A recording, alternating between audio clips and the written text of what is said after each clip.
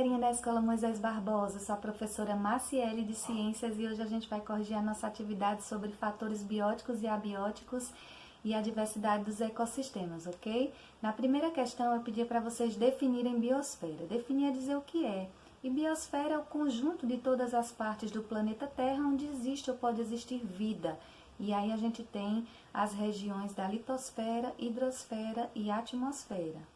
Na segunda questão, pergunta-se quais são as três principais camadas que compõem a biosfera. São elas: litosfera, que é a camada da Terra que é formada pelas rochas, pelo solo; atmosfera, que é a camada da Terra que é formada pelos gases, o oxigênio, hidrogênio, nitrogênio, o gás carbônico, os gases que envolvem a Terra; e a hidrosfera, que é a camada da Terra que é formada pela água, os rios, os mares, os lagos, a própria água da atmosfera e dos seres vivos fazem parte da hidrosfera.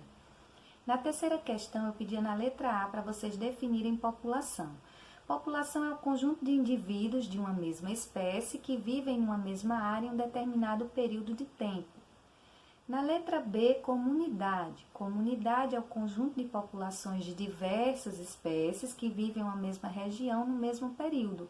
Por exemplo, se a gente pensar na Caatinga, a gente pode falar da comunidade de plantas, de animais que vivem ali nessa região. São várias espécies que vão formar uma comunidade. E ecossistema. Ecossistema é o conjunto de fatores, formado aí pelas interações entre os componentes bióticos, que são aqueles que têm vida, como os animais e as plantas, e os componentes abióticos, que são aqueles que não têm vida, como os elementos químicos, físicos, como a água, o ar, o solo, os minerais, são fatores que não têm vida.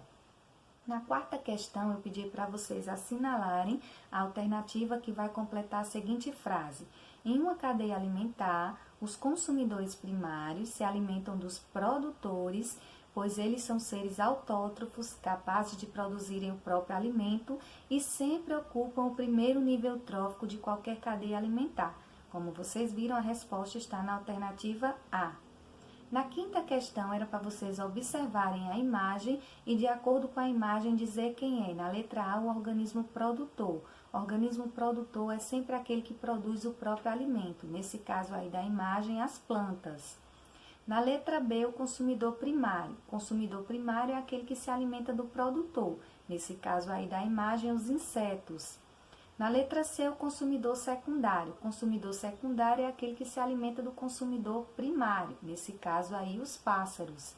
E na letra D, os decompositores, no caso da imagem aí os fungos e bactérias, que são os seres que vão se alimentar dos outros animais mortos e vão decompor essa matéria, devolvendo esses nutrientes para o ambiente para que possa ser utilizados por outros seres vivos. Na sexta questão, na letra A, pede para definir herbívoros. Herbívoros são animais que se alimentam de vegetais, ou seja, seres de natureza autótrofa, que produzem o próprio alimento. Na letra B, onívoros. Onívoros são animais que se alimentam tanto de vegetais quanto de outros animais. Na letra C, decompositores. Decompositores são seres vivos heterótrofos, ou seja, não são capazes de produzir o próprio alimento, como é o caso de algumas bactérias e fungos, e que vão decompor a matéria orgânica morta, devolvendo sais minerais, água, dióxido de carbono para a natureza para ser utilizado por outros seres vivos. Na sétima questão, eu pergunto a vocês qual a importância da biodiversidade. A biodiversidade é o conjunto de todas as espécies de seres vivos que existem em determinada região. Por que é importante, professora?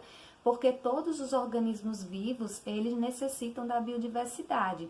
É dela que nós tiramos nossos alimentos, nossos medicamentos, nossas roupas, Existem também produtos que são utilizados como forma de gerar renda, como é o caso da madeira, alguns outros produtos naturais. Além disso, a biodiversidade é que garante o equilíbrio do planeta, permitindo, por exemplo, que pragas não se proliferem no ambiente e que não ocorra alteração no volume de chuvas. Gente, por hoje é só, espero que todo mundo tenha acertado. Beijos e até a próxima!